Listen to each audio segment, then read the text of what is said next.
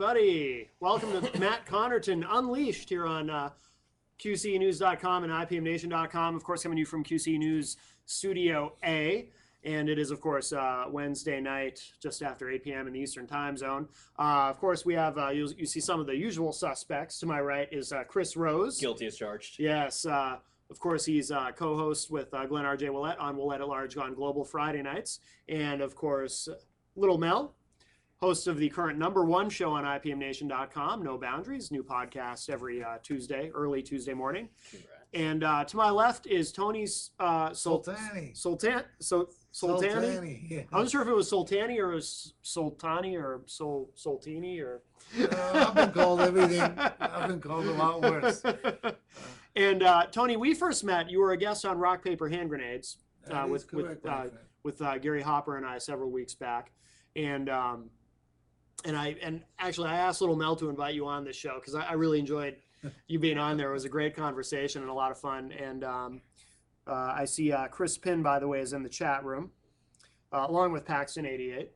And so welcome, guys. I want to cover, first of all, you served in the New Hampshire State Legislature with for 10 Gary years, for yes. 10 years. So that's a long run there. Where did you represent when you were? It should have taken me 40 years to run in the towns that I did because we change every 10 years. Oh, with the redistricting? Right. Yeah. But I was redistricted 4 times. Really? So during that 10 years, so I served Epsom, Chichester, Pittsfield, Allenstown, Hooksett, and a few other towns. But my home is Epsom. Yeah. They just throw us around like we are nobody. And to this day, even the Constitution was amended to say that we get our own reps. We don't have them. Right. Now, what do you do now? You are also an attorney, correct? Yes, I'm a lawyer, but don't hold it against me. I'm an oxymoron. I'm an honest lawyer. Yeah. Very good. And of course, prior to serving in the legislature, how long have you been practicing law?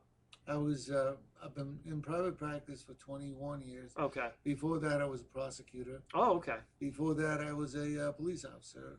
And before that, I was a Coast Guardsman on presidential security detail. Oh, no kidding. President Bush, the father. Wow. Wow. Oh, very cool. Amazing. Yeah. When you decided to run for the state legislature, what motivated you to do that? A lot of things.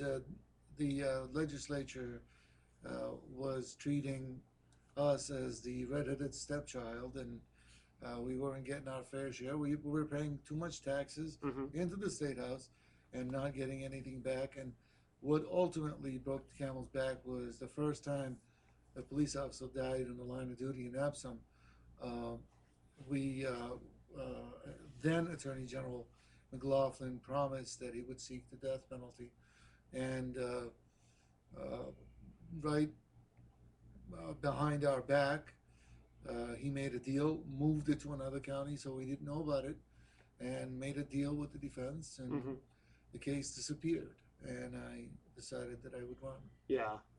That was when Jeremy Sharon was killed, young man. I remember that. very well, actually. Yeah, absolutely. He was alone on the side of the road. He pulls over, and a parolee who wasn't supposed to be on parole, he was supposed to be in prison, saw him coming and shot him to death. Wow. Fast forwarding a bit. I saw some judicial corruption in that. Right. Under New Hampshire Constitution, the venue or where the court sits can't be moved unless a defendant asks for it, and he asks for it or she asks for it, and there has to be a very good reason. It's not like California or any other place. Yeah. And one of the reasons is that the local people have a say. The local community has a say. Yeah. This was moved to Rockingham without a motion to change venue. It was done by the whim of just a single judge and gone. It disappeared from our county, disappeared from our radar, and next thing we know, the case is closed. No kidding. And so this stench of the judicial corruption brought me into the legislature, and I was baptized by fire. That's when we were assigned the impeachment of the Chief Justice of the Supreme Court for the first time in almost 200 years. Impeachment was successful, but the conviction was not obtained. Okay. All right. So he's out, but Well, all of them were out. All but one were out within 4 years. oh, of no the kidding. impeachment, yeah. Wow. Oh, interesting. Okay. So that, Cleaned house. yeah, that's pretty successful then. I want to kind of fast forward to today on Rock Paper Hand Grenades. We had Paul Ingbertson, I hope I'm saying his name right, was our guest, Yes. and your name came up, and Gary kind of gave a summation of what had happened with you. That I forget how we got to that, but and I didn't know from when you were on the show. I don't think we talked about this Right. specifically, what you've been dealing with, and but you know, our viewers, unless they happen to watch Rock Paper Hand Grenades earlier, don't know about this. But I punctuated the story with the observation that no good deed goes unpunished. So you know it's an interesting story. If you can sum it up with that. So if would you mind sharing Not what at all. happened? And Not at all. April of last year, I saw a police officer get hit by a car, spun around, and during a traffic stop. And I was in my private car waiting to talk to this police officer. So I was in an unmarked car, of course. I'm not a policeman. yeah, So I wanted to see where this fellow goes. I slowed him. I followed him in the line of traffic, and when then I saw a police car come up behind me. I pulled over. I pointed the right direction where this person was going, and by knowing the area, I've been in Epsom for a long time. They say I know every tree in Epsom. I knew that they were gonna, the way that they went, they would cut through my office parking lot in order to escape. So I blocked the exit to my office, oh, okay, to my office building. yeah, And while I had blocked the office building exit, this driver came at me at a higher speed. So, having been trained for like presidential security and police standards training, this is one of those instances where you don't want to cause a collision. So I got off out of the way, but he kept me on the opposing side of the road, sure, and I worked my way back into the right side of the road, and pulled over soon thereafter. And the police officer was alone. I figured I'd follow and see where they were not at a high rate of speed, but they cut off the speed, and I saw the police officer stopped on the side of the road. I went up to him to say what I had seen. I had identified the person. I knew who it was. He was from town. I wanted to tell him I saw you get hurt if you want, but instead he spewed some profanities and told me that I was under arrest. So this, okay, so you go back, Yeah. and you're trying to help. Yeah. You're trying to help with the situation, and he gets pissed off, and He's a younger fellow, and he has a very bad temper. He's known in town. oh, okay. He has a very bad temper, and he's heavy-handed. So there was already a pattern, a known pattern with him. yes. Okay. And 5 hours before he arrested me, I talked to the chief and told him this guy is a ticking bomb, and he's gonna go off and take somebody with him. We need to get rid of him. We'll find a job for him. That's ironic. That day you Yeah. had that conversation about him. Wow. Yeah, and and during the course of this ordeal, Merrimack County declined prosecution. So, and I had been having problems with Epsom police anyway because they were covering up heavy-handedness, covering up abuse of especially younger people, especially this fellow. Sure. And I had insisted, I was the town lawyer, I had insisted that we follow by the book and we do the investigations. They lied to me about the investigations being assigned. I got a deputy sheriff, a lieutenant to come into town to do the investigations. And the chief, unbeknownst to me, threw him out of town, would not let the internals proceed. So this was not going very well, and they used this occasion to try to resolve me the problem. And I also had a problem with Hillsborough County attorney withholding evidence while I was in the legislature. New Hampshire Constitution requires that you disclose evidence which is favorable to the opposing side, Sure. to a defendant. We call it exculpatory evidence. This fellow had a pattern of withholding evidence. I discovered that there was 17 cases that I could establish that it had been withheld. Wow. And since he's been thrown out of office, it's up to 23 now. In Wow. what span of time? And over. In over a 2-year span of time That's it? that we know of. Wow.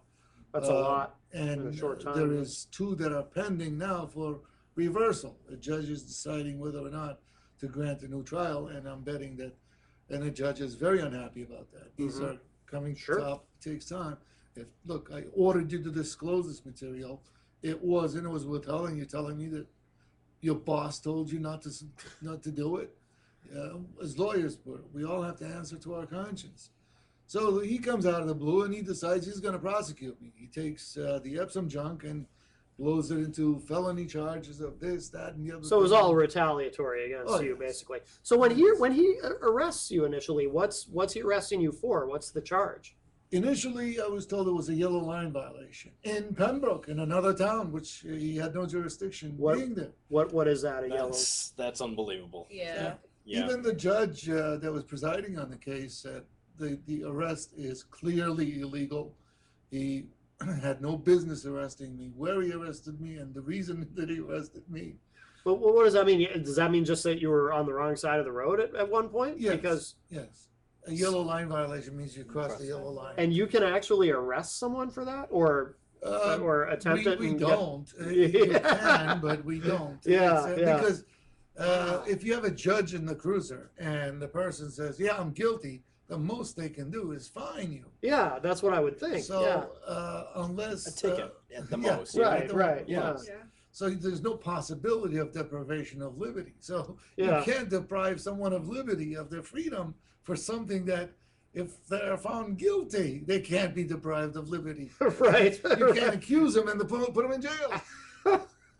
So they arrested me for a yellow line violation, and by the time they were done, it went up to 5 charges, then 3 charges, then 7 charges, then down to 2 charges, then down to 3 charges. Well, what are some of these other charges they're throwing around? Reckless conduct, reckless operation, obstruction of government operation, disobeying a police officer. Wow. You name it, they threw it at me. Reckless incredible. conduct with a deadly weapon, that would be a Dodge Neon 2000. Yeah, And that's incredible. yeah, but it was. Can well, I half ask? the battle is I don't know if this is going to spoil the ending of this story, but can I ask: is this arresting officer still employed as a police officer, or Well, is there a silver lining after this story? There's a silver lining that has yet not arrived. One of the good things of the trial was that they were forced to admit that this man violated the Constitution, violated the law, violated the standard operating procedures, violated the rules promulgated by the New Hampshire Police Standards and Training Council, and in covering it up, the police chief violated the Constitution, violated the law, violated the standard operating procedures, violated the rules, New Hampshire Police Standards and Training Council, and covered up the whole issue of my complaint and previous complaints. So that is now in the open. But they are both currently employed, but hopefully not too much longer. Yeah. I hope not either. I mean, these gentlemen are still out there, quote They unquote, are. protecting and serving us. But Well, let's put it this way. Many people in my town think that the biggest threat to public safety in our community is our police department.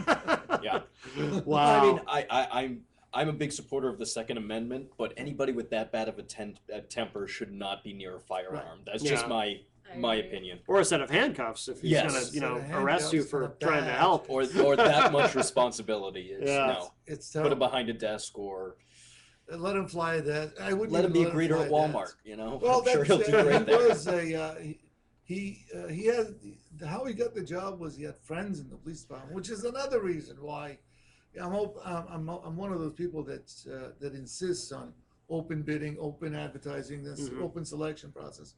They picked him up because he was a friend of somebody in the police department, and this guy, the only thing he has to show for himself was he counted cash in the back of a bank.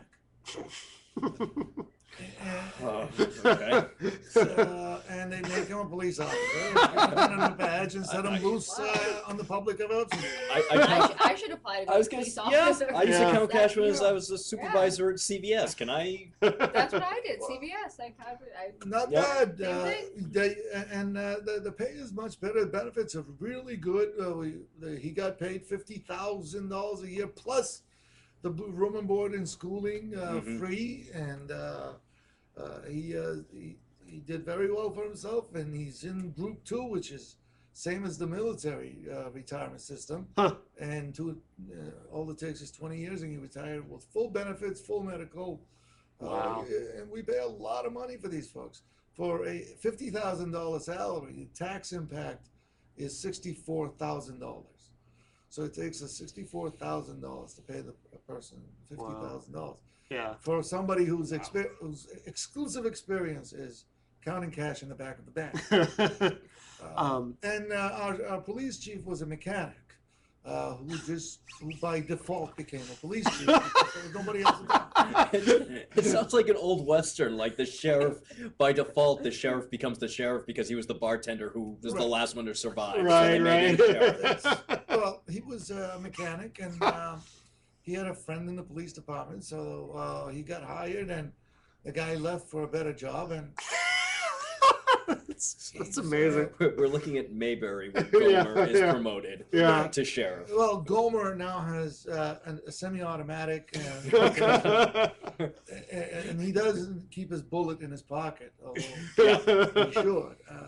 It's a Mayberry story. Yeah. So what's going through your mind when he's putting the cuffs on you? Like, are you like, is this really happening, or like, what do you?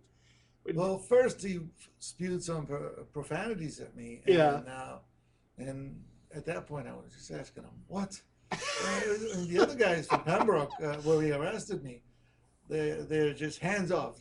We don't want anything to do with him. Just make sure Soltani gets out of town in one piece. And I was, when he's doing this to me, at the time I had a bad broken neck, and he knew I was banged up. I had a handicap placard hanging off my mirror and a cane in the car, and he decides to cuff me in the back and twist me up the Vietnamese torture thing. Wow. But the Just gets better and better. U.S. Coast Guard training kicked in, and you just go into the survival, evasion, avoidance, and you don't let them know that you're in pain. You just go numb. And fortunately, there was a police officer from a neighboring town that showed up and said, "Can't take him like that. I'm going to put him in a belt, cuff him in the front. We know he's hurt." Yeah. And that guy is an honest guy. Yeah. And he even escorted me inside the police department. And everything that this guy said, the other guy contradicted. Right. About what happened. Wow. Even the bail commissioner contradicted what this man had to say. So they committed quite a few felonies in order to get me in front of a jury. Who the jury found me not guilty of the felonies, but they found me guilty of a misdemeanor. And but it cost you, the taxpayers of this county, pretty much close to $50,000. Yeah. That's incredible. And I wonder why. And the funny thing is that this fellow comes into our court, Merrimack County, and announces that it's standard policy for your county to cyberstalk and stalk the families of every accused person, including the accused person. So if you, according to this fellow, they keep running your III on the NCIC. My III has been run numerous times. What is that? III? That's any information that any government has about you anywhere in the United States. Okay. National Crime Information Center. Okay. And it's recorded every time somebody makes a hit. I see. They have run mine, my children. They have requested any information that my town and any neighboring town has about me, and Concord and State Police and Manchester Police, and about me and my children. Wow. For 8 months, multiple requests, and some of these police departments told them, in not so pretty words, that homie, don't play that game. Right, right. Yeah. And some of them even Wow. fed them black information in order to find out whether they're actually gathering this crap. And Oh, no kidding. it's coming back to court, and it turns out that it's false. So I now know how the circle is working. Yeah. So Yeah. one police department decided to feed them black information, black data. So this guy comes into court spewing garbage, and it turns out it's nonsense. It's not true. Wow. About my kid, of all things. No kidding. 15-year-old boy has nothing to do with it. It sounds Wow. like the person that like arrested you. It almost sounds like he was embarrassed and basically tried to like throw his like weight around. Yeah, well, that is what it he seems was. like. He popped a fuse. He let the bad guy get away, Yeah. and Yeah, so He he's probably wanted- embarrassed about the situation. Yeah. He No needed a doubt. scapegoat. he Yeah. needed Yeah. somebody, and he got me on the side of the road. And then once he arrested me, he had to do something. Find somebody that, and I do have enemies from across the state because I'm not a very quiet person. Right. So he found some prosecutor somewhere who was corrupt enough to do this. And they spent quite a bit of your money spying on me and my kids, and Yeah. doing all of this. And at the end, what do you get? The whole kids That's thing corruption. bothers me. Yeah. Like, Oh, yeah. yeah, Yeah. that- That's leave- low. Yeah. leave That the they kids do out that. of it. Yeah. Yeah, Wow. and they're not even embarrassed about it. They say, "Oh, your son was stopped for a for a bad license plate light. So what?" Right. Right. Felony right there, man. Well, Yeah. apparently you can be arrested for crossing the yellow line. Right. So a license plate Yeah. light being That out, was a that's big pretty. deal, yeah. That's pretty serious business. But it's not same everywhere. And Yeah. I've tried, and just soon after this guy arrested me, I was right upstairs from your building here, and I was walking down the street, and a Manchester police officer on foot patrol was attacked by two bikers. And even though I was walking on a cane, I dropped my cane and put myself between the second biker and the Wow. and the first guy. Good for you. And Manchester guys are saying, "What do you want from this guy?" And they even sent a report to him. "What do you want from him? Right. He right. helped." Yeah. Yeah. What do you want from this kid? And they're trying to find out what's up. I mean, he helped us, Yeah. and his kid was in an accident. The boy was nervous. We told him, "Calm down. It was ice, slippery. Everything is fine. Just go home and tell your dad." Yeah. No ticket, no nothing. Just, Right. Right. He just slid on the ice and dinged his car. So just kid, he was nervous. He was 16 years old. Yeah. Yeah. I have a lot of respect for Manchester PD. Yeah. They do a good job for the most part. Yeah. Of course, there's bad apples everywhere, but Oh, sure. Manchester is one of the better PDs around. Is it? Yeah, in my opinion. So it's not illegal to help the police everywhere. Right. When I helped the police officer here, he brought down the truth, and he thanked me and put it down in his report, and he didn't arrest me. He Yeah. didn't file charges. Oh boy, it's just incredible. Just incredible. The other thing we talked about when you were on Rock Paper Hand Grenades Yes. was Bill O'Brien. Yes, who was also a very good friend with the former corrupt prosecutor who decided to Bill O'Brien, of course, former sphincter of the House. Yes. sphincter of the House in Yes. the New Hampshire State Legislature. Yes. And no, so what is your aside from what you just mentioned, what's your problem with Bill O'Brien? Because you seem to. Yeah. Well, Bill O'Brien is an opportunist, and he can't. He's worse than Bill Clinton. Bill Clinton introduced us in the new, at least in the latter part of the 20th century, to governing for the sake of governing for the sake of maintaining power. Mm-hmm. And of course, he had no morals, and he had no compunction. He would go right, left, middle, and sometimes he would out-Republican the Republicans. And he was subject to criticism by his own party because of it. Mm-hmm. Bill O'Brien is the evil version of that. Not only, I mean, the guy works on John Kerry's campaign when I'm busting my butt for John McCain. Yeah. And then all of a sudden, and he's giving money to Mary Landrieu in Louisiana and California. So O'Brien used to be a Democrat. Well, yes, he was and his law partner was the Speaker of the Massachusetts House, who ended up being convicted on federal corruption charges, and now does a radio show in Massachusetts. Really? But that's a requirement to have a radio show down there. So Billy Boy moved up here and decided he's going to be a Speaker of the House in New Hampshire, I got to be a Republican. So he decides he's going to be an anarchist instead of a Republican. And he uses not just power, but he uses brute force. I mean, very malevolent kind of person. Things that you wouldn't imagine that could be done in a democracy. Really? Like our Constitution is very explicit about the galleries of the House shall remain open to all persons at all time, so long as the person behaves decently. Now, he wanted to clear the gallery. One person up there raised his voice and cleared the gallery. Of course, we go to walk out, and he decides to incarcerate the rest of us, the members.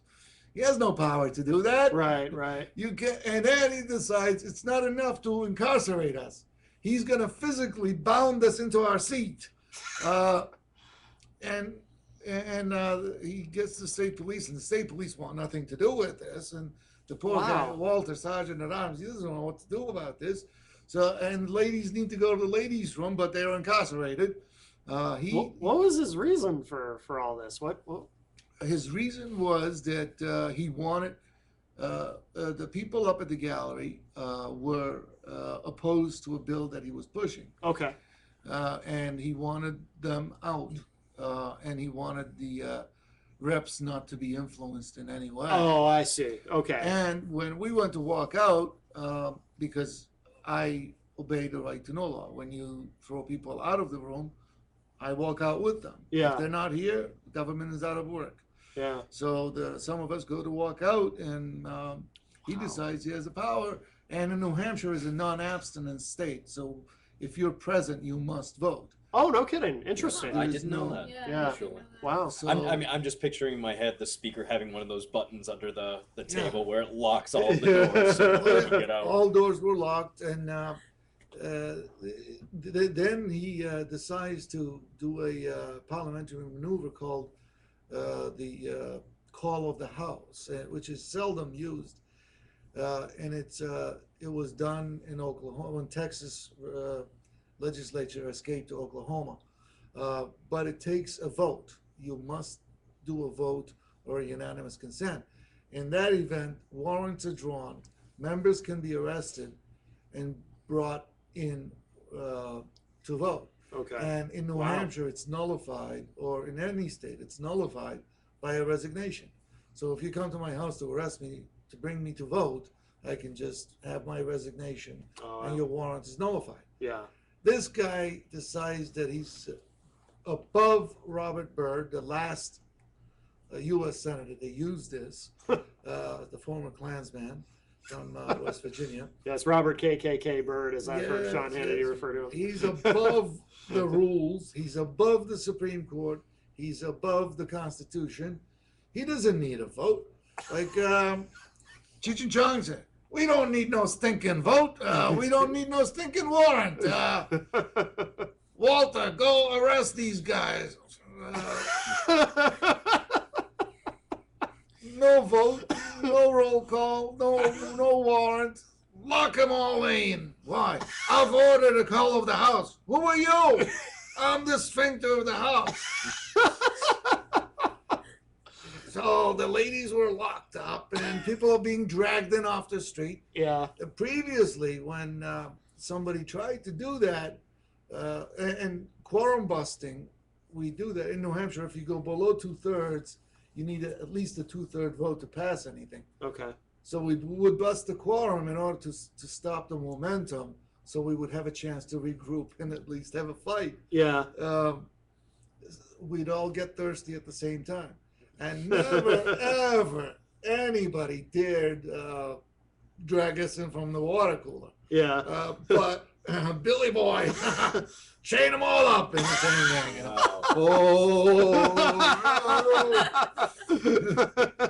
For reps, man, not convicts. And, this is 20th century.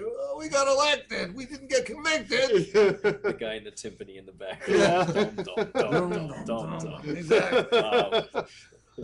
Exactly. All we needed was the big drum and his crown. And Well, is it possible that he just happened to see you all helping police officers at the same time and felt that you needed to be held hostage for that or something? That's a possibility. But, I had a friend of mine who was a prosecutor in federal court up in New Hampshire, in Concord, and he used to tell me the stories when he was in Massachusetts.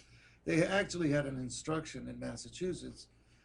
We have an instruction in New Hampshire. In New Hampshire, we tell the jurors that just because somebody is wearing a uniform, any uniform, a police officer, you're not supposed to give their testimony more weight.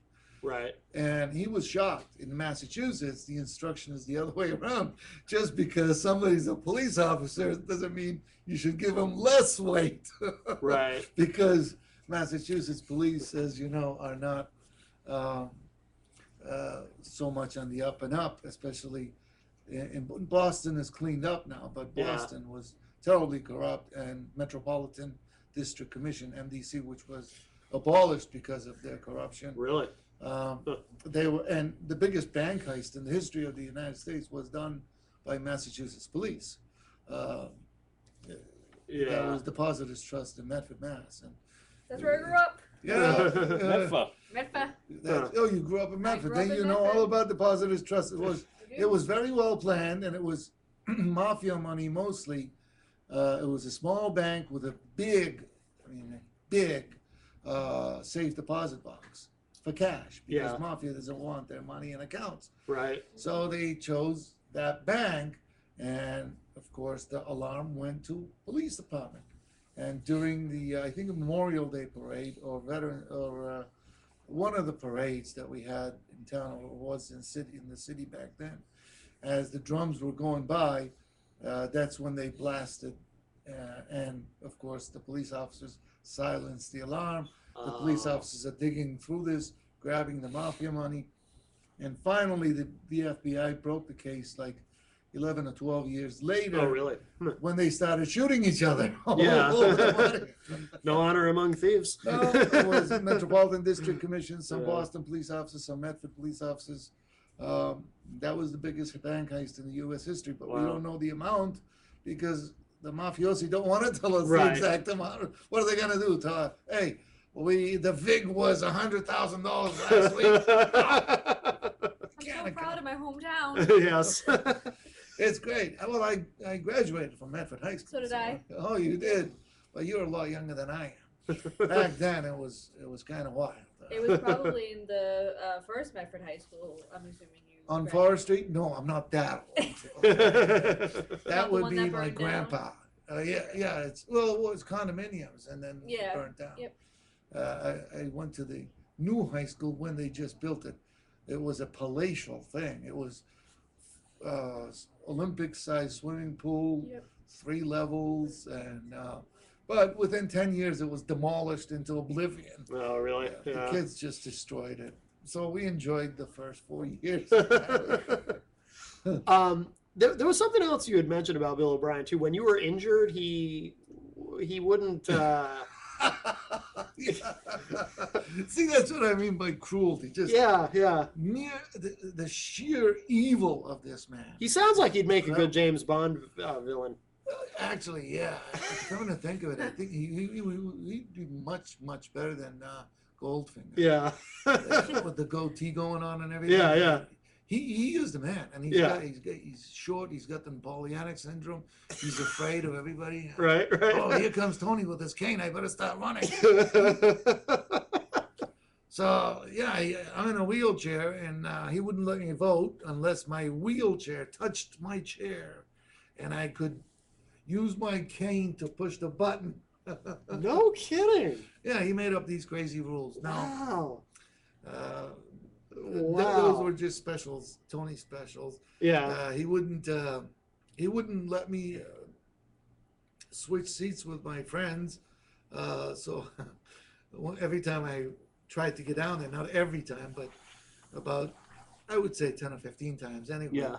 Instead of walking down or rolling down in my wheelchair, I ended up rolling down. Jeez. Right down to the rostrum. And then he wouldn't recognize me, so I'm standing there with my camera. I'm here. Wow. For what purpose does the gentleman from Epsom rise? For the purpose of pestering your sphincter.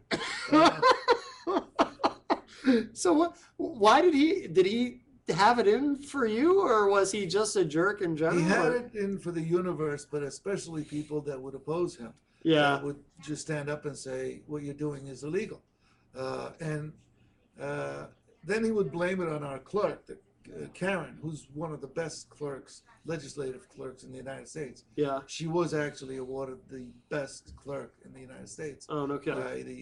by the Legislative Council. And she knows the rules, and then he'd break the rules. Of course, I can't shut up. I got to go up there and say, no. You can't tell that Democrat to shut up because you want to. He or she must have the opportunity to be heard. Oh, I don't want to. No, the rules here say you have to. Karen, blame it on her. Really? Next week, he'd come up and propose to change the rule that he just broke. Yeah. So he can break the rule without breaking it. Yeah. So that session, we had the most number of amendments to the rules of any session since 1820 something. No kidding. Because Billy just wanted his way, and Yeah. if he couldn't do it legally, he would just change the rules. And he did change the rules. Wow. Just to get even with anybody he wanted. Not just me. I mean, the way that he screamed and yelled at Susan Emerson, that was incredible.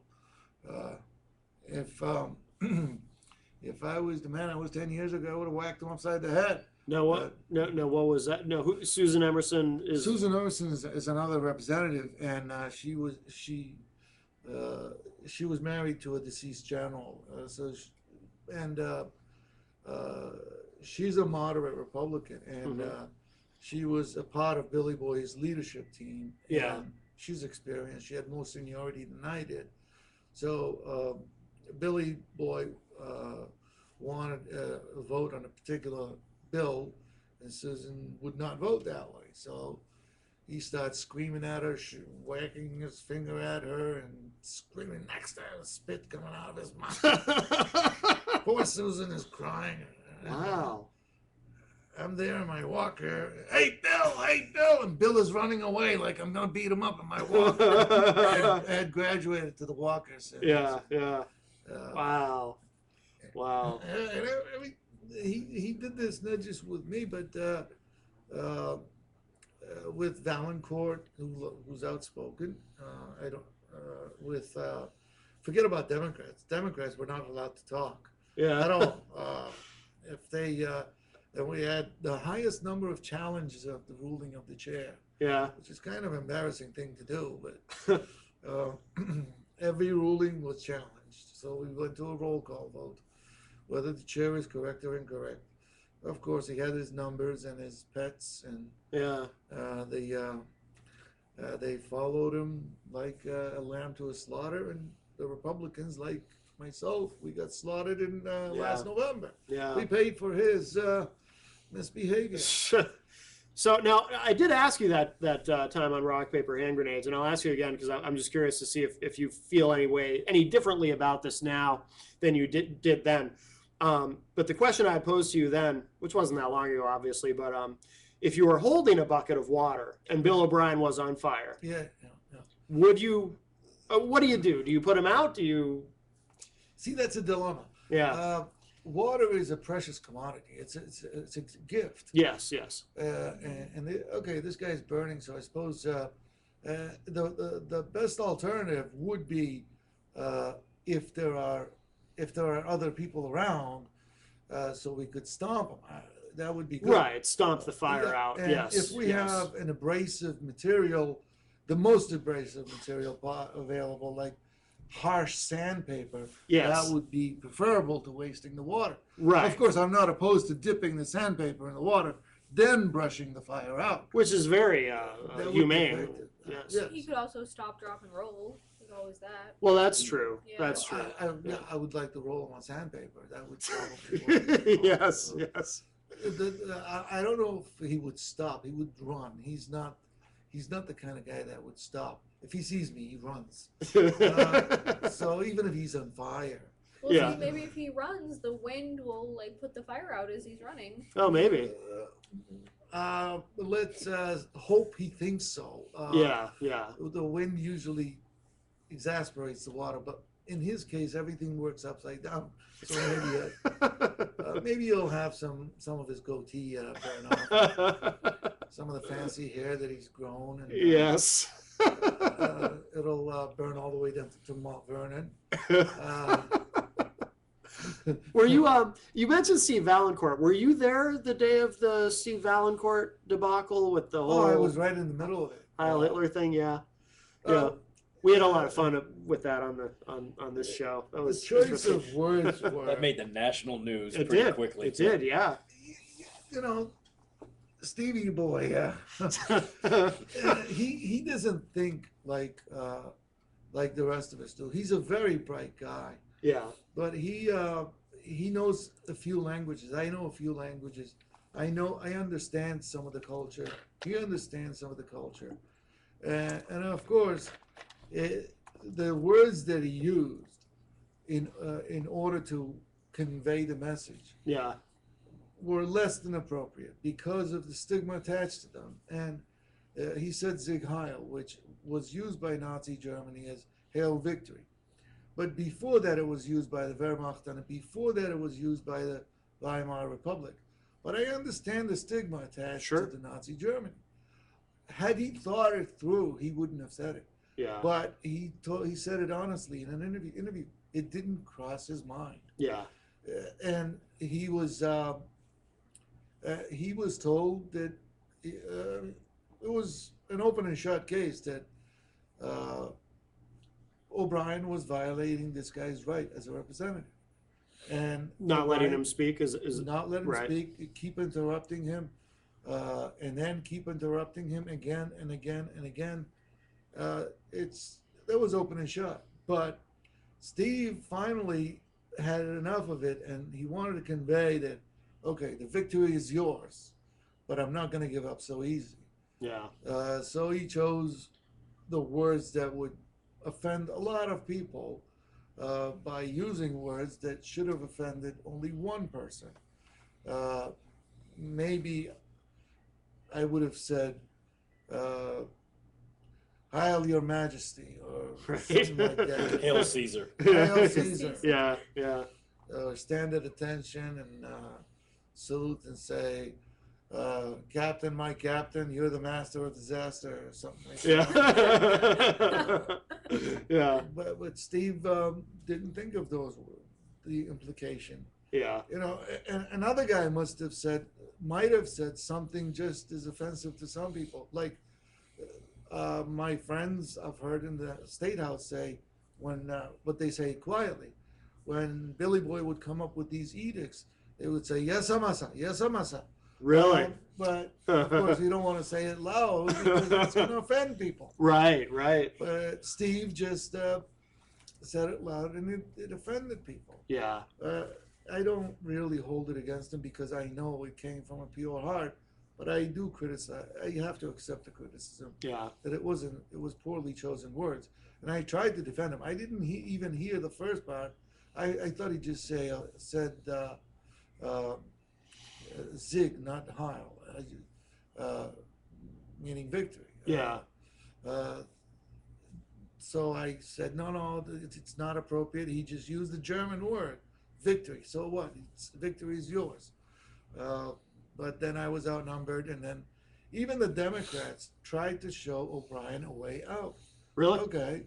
They said the Democratic leader at the time, Terry Norelli, and their whip Richardson said that, look, he said something that he shouldn't have said, but he's still a rep.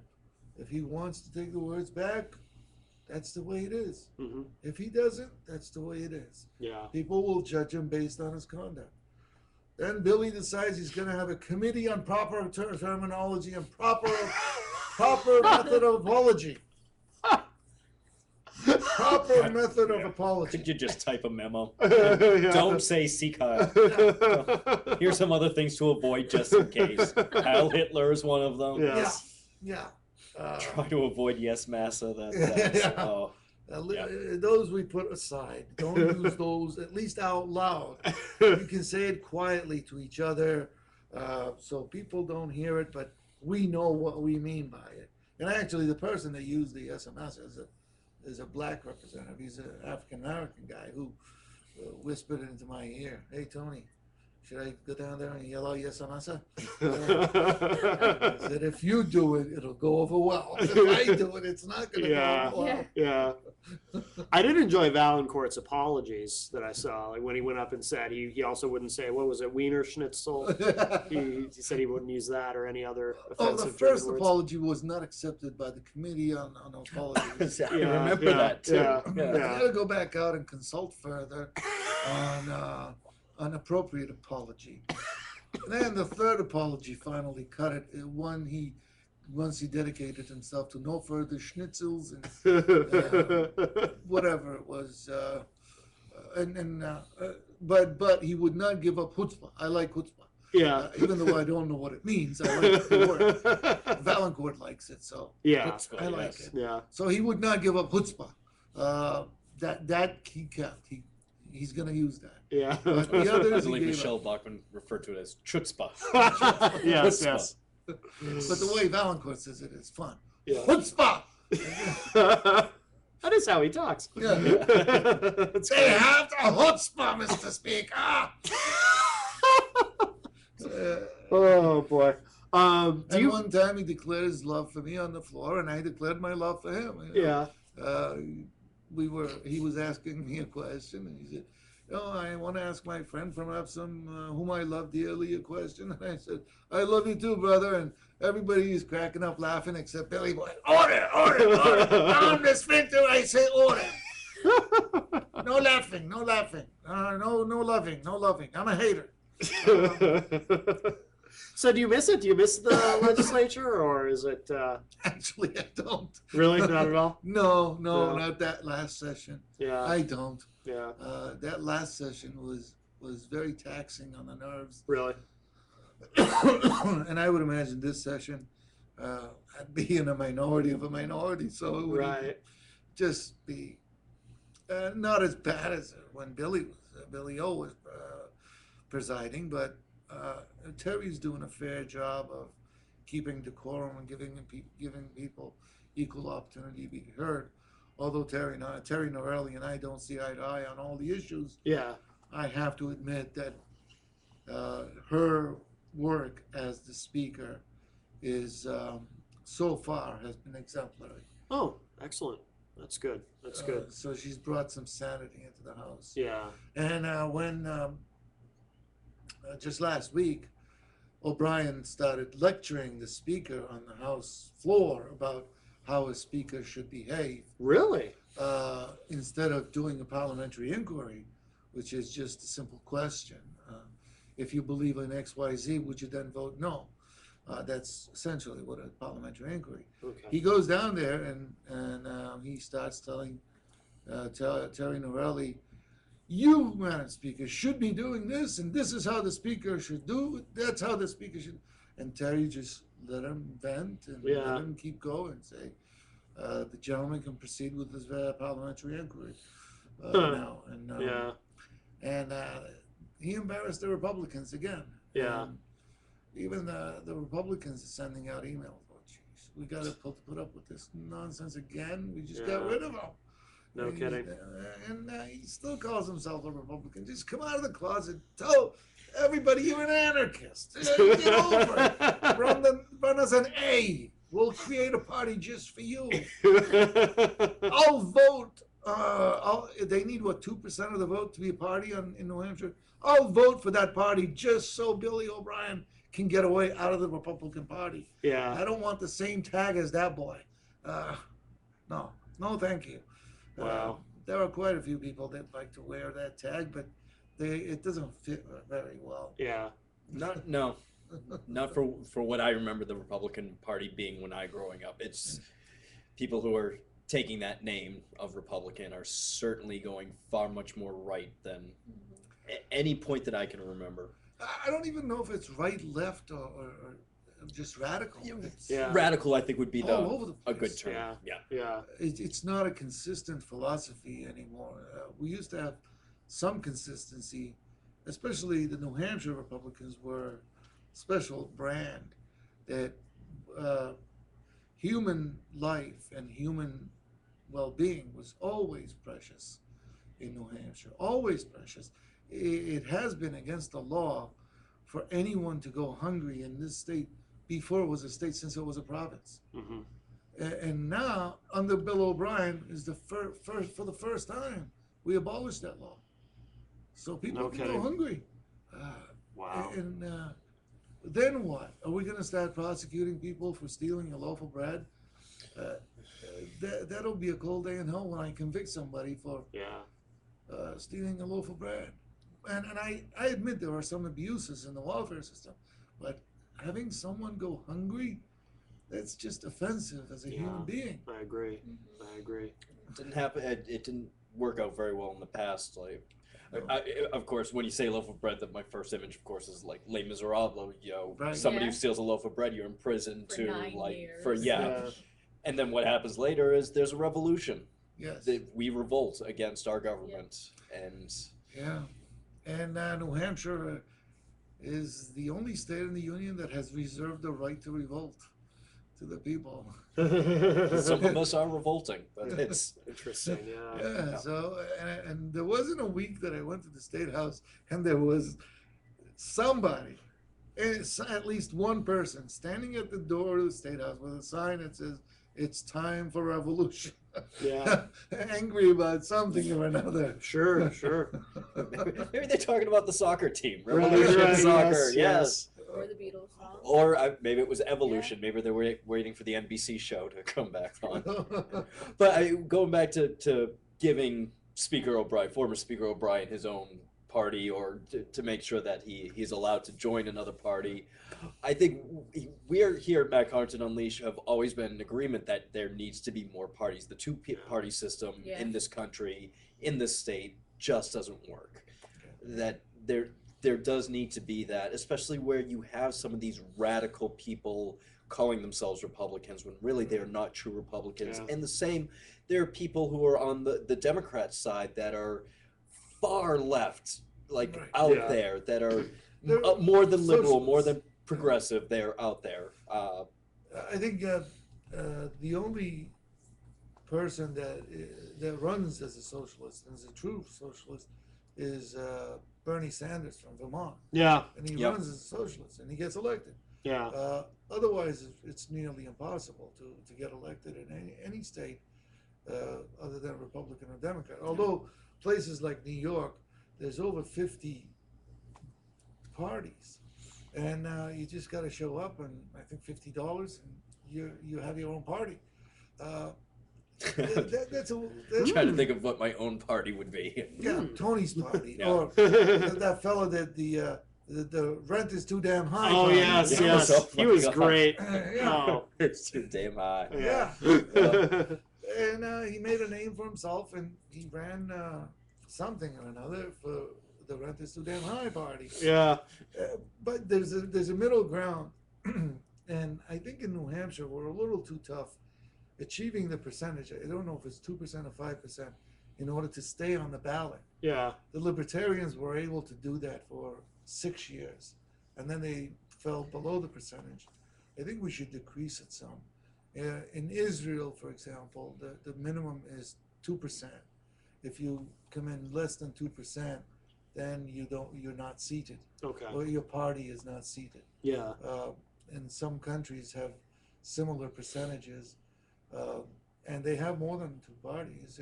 In England and in Canada, there are at least four real live Sure. parties. Yeah. There is the Quebecois Party, there is the Green Party, there's the Conservatives, and there's also Labour, there's Liberals.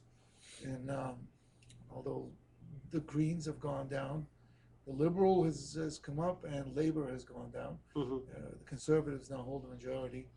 And the Quebec they have a fine representation in Quebec, but not necessarily in Ontario. Yeah. But still, that's 5 parties, a much better choice than 2 parties. Absolutely. Absolutely. I think 2 parties just don't give people enough options. Yeah. Yeah, we want to enlarge the tent, but do you want to bust it open? Do you want to force somebody like Bernie Sanders to run as a fake Democrat or a fake Republican? No, I really don't think so. Yeah. What about the guy with the rented the stand too damn high? What's he going to do? Right. I don't know. Yeah. You can certainly not put me and Billy O'Brien in the same party. Exactly. Yeah. And it doesn't sound like you want to be in the same party with him No, either. I don't. The thing is, it was my party before he showed up, so Yeah. I'm keeping mine. That's He's true. got to get out. There you go. There you go. It sounds fair to me. Well, we're coming up on 9 o'clock, so we'll start to wrap up. But Tony, thank you so much for being here. And before we finish, Mel's going to read the list of shows, the schedule of shows here on QCnews.com. So we have a lot of great programming. We do. All right, so Friday nights from 8 to 10 p.m. is OLED at Large, Gone Global, hosted by Mr. Glenn R.J. Olette, owner, proprietor of QC News. Sunday nights from 9:30 to 11:30, Verbal Ejaculation, hosted by Dan Rinlett and this guy right here, Mr. Chris Bad Rose. title, great show. Exactly. Is that for voyeurs No. only? Or? We say it's for immature audiences. Immature only. audiences Yes. only, yes. Count me in. Starting next Tuesday, the 26th, Chris Braid will be hosting the Patriot Report debut show from 8 to 9 p.m. Wednesday nights from 6:30 to 7:30, the R.J. Norton Show. Then there's some show after that at 8. 8 to 9 on Wednesday nights. Some guy, I forget his name, Matt something or other. Matt Connarton, Unleashed! And then Thursday nights, 8 to 9 p.m., 2 guys, 1 cut. And you'll be on I will be tomorrow on night's show. tomorrow night's show. It's hosted by Chris Gauthier and Dan Healy, the other Chris and Dan. The other Chris and Dan Yes, show. and I will be the guest tomorrow night. Excellent. And of course, No Boundaries available exclusively on IPMNation.com and the #1 show. Yes, and I will Little be Mouse having my first live show on Monday night, 10:30. Congrats. And also exclusively on IPMNation.com, the premiere of Chris and Johnny LOL Factory, which premiered Yes. last night. To #6 in the ratings. Yes. I want yes. to just congratulate them, Chris and Johnny, who have actually been following us in the chat room tonight. Oh goodness, what is this? we're This is the ratings, I believe. being handed breaking news. Breaking news! So I just wanted to say that because they've been watching tonight just to see if we'd actually mention the name. Oh, of course, LOL yeah. Factory, available IPMNation.com/LOL Factory. And now we have the ratings for QC News. I'm excited about this. Are you? Yes. So, do you want me to do 1 to 5 or 5 to 1? Oh, do 5 to 1. It's better. It's like All a right. countdown. Number 5, Matt Connarton Unleashed. Number 4, The R.J. Norton Show. Oh. Number 3, Verbal ejaculation. Number 2, 2 guys, 1 cut. Congrats. And number 1, OLED at large. Well, I think he might have played with the. It's kind of weird that. And I always think that Yeah. Matt's playing with the IPMNation.com ratings because it's usually like 14 shows that Matt's in. that's true. But then yes. again, Matt is on like every show on IPM It's Nation. true. Almost. Almost. Close, most of them. And don't forget the live radio edition of Matt Connarton Unleashed on IPMNation.com Saturday night, 11 p.m. Eastern. I have no recollection of who my guest is. Steven DeRosa. Stephen DeRosa will be my guest on the radio edition Saturday night, 11 p.m. Eastern. And of course, join us here again next week for the television edition of Matt Connarton Unleashed every Wednesday night at 8 p.m. Eastern. Here from the QCNews.com Studio A, Tony Soltani. Did I say it right? Yes, sir. Thank you very again much. for joining us tonight. You've been a great guest. Thank you, Tony. We'll have to have you on again soon. It'll be my pleasure. I enjoyed it. Fantastic. Thank you for joining us. And we're going to wrap up. So we'll see you all next time. Have a good night.